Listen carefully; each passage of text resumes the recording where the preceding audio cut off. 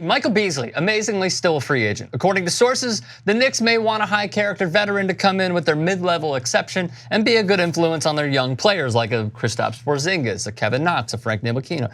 Beasley was a scoring machine at times this season. If you guys watch the Knicks on League Pass, you certainly do know.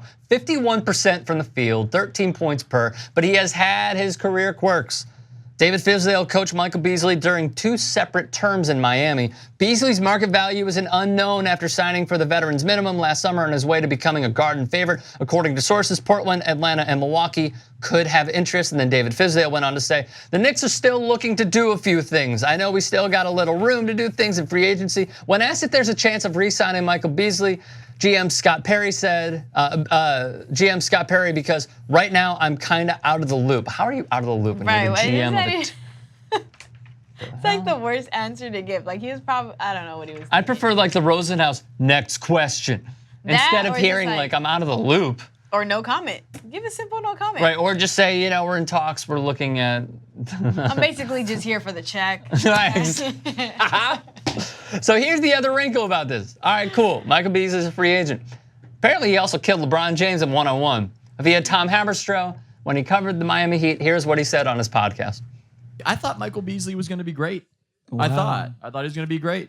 You know, I saw him in college. So did the Heat.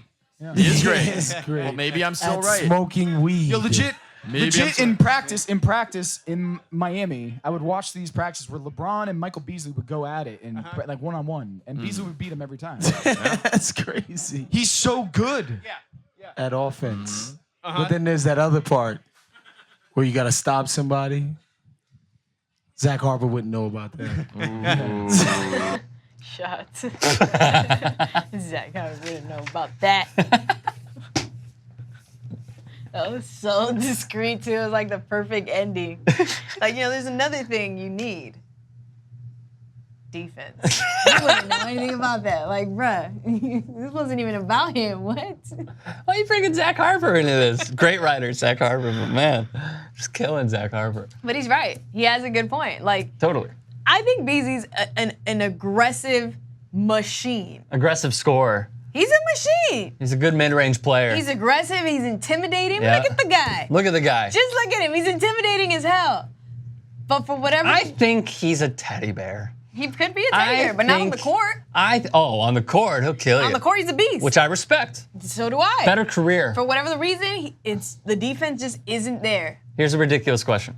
Better career, all right? One has longevity, the other one has an MVP. They went 1-2.